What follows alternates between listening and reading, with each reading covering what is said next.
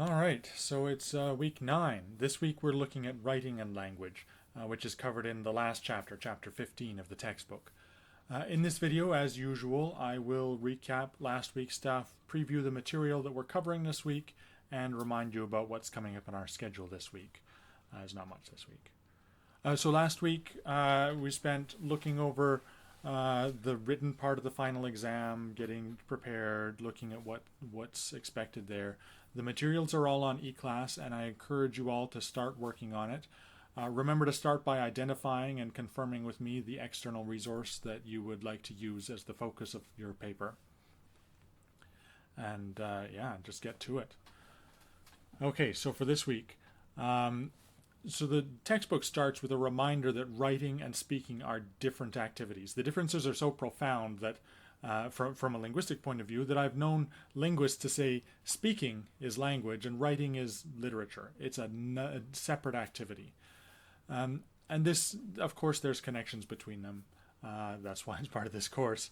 But this division, this sort of, discontinuity is reinforced by an early bit of classification we get in the chapter, which divides orthography or writing into logographic and phonographic types.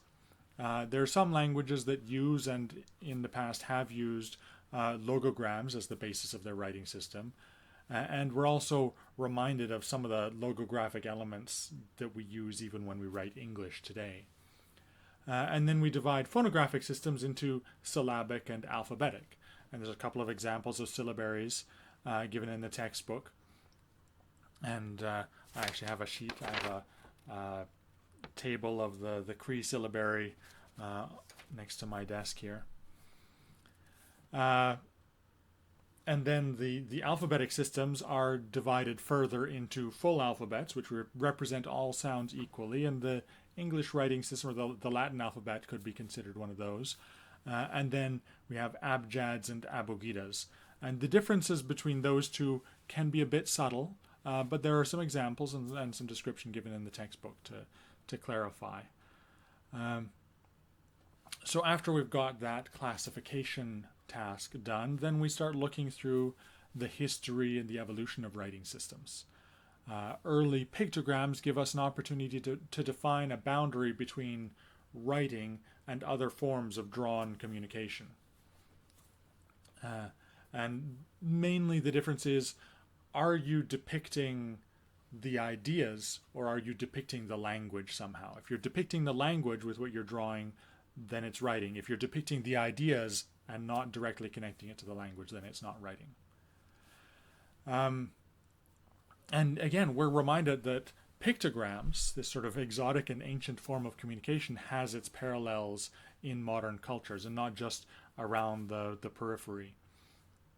We look at some contemporary pictograms that we see regularly. We have a look at the Bliss symbolic system, which is a way to systematize them for particular application. After pictograms, we see the development of logograms, and which can then develop through rebuses into syllabic signs, as were shown with Sumerian. And we also see the development from the logographs of ancient Phoenicia through to various alphabets that we know in modern times, such as Greek and Latin, as well as the Semitic abjads, although the textbook doesn't spend much time on those in this section. In the fourth section of the chapter, we get a tour of some different writing systems around the world. We see the Chinese logographic system and get a bit of a backstory on its pictographic origins. We see the delightfully complex mixed logographic syllabic system of Japanese writing. We see the alphabetic Hangul system of Korean with its syllable-based composition of the consonant and vowel components. And we get an overview of the Cree syllabary, like the full chart. It's kind of nice. And I want to note here that some Cree communities use the syllabary and some Cree communities use a Roman orthography for the same language. So it's not that all Cree is written with the syllabary. We then get a section on English writing, and I really enjoy this because it takes the opportunity to poke fun at the ridiculous assertion that some people still think is more or less true, that English is simply phonetic. this section takes us through some of the historical twists and turns that got us to this weird writing system we have now. And it also notes the periodic interest in spelling reform, which I find quite delightful. It even introduces some of the lost letters that used to be used to represent English and perhaps might even be helpful if we revived them.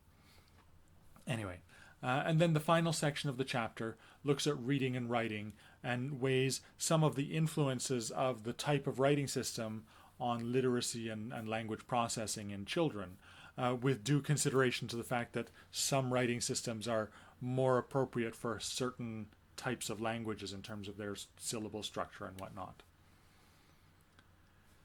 Anyway, so it's a really nice overview of the different concepts and issues associated with writing systems. We have our usual tutorial on Thursday afternoon starting at 5 p.m. Alberta time this week. Remember that Alberta has just moved to Mountain Daylight Time as of this weekend, and that's UTC minus 6 hours. So if you're in a different time zone that has not just moved to daylight time, then the conversion between Alberta time and your time may be different than it has been up to now in this term. So make sure to note the new time, and if you're not sure, use an online time zone calculator. I've linked one in the description for this video if you like.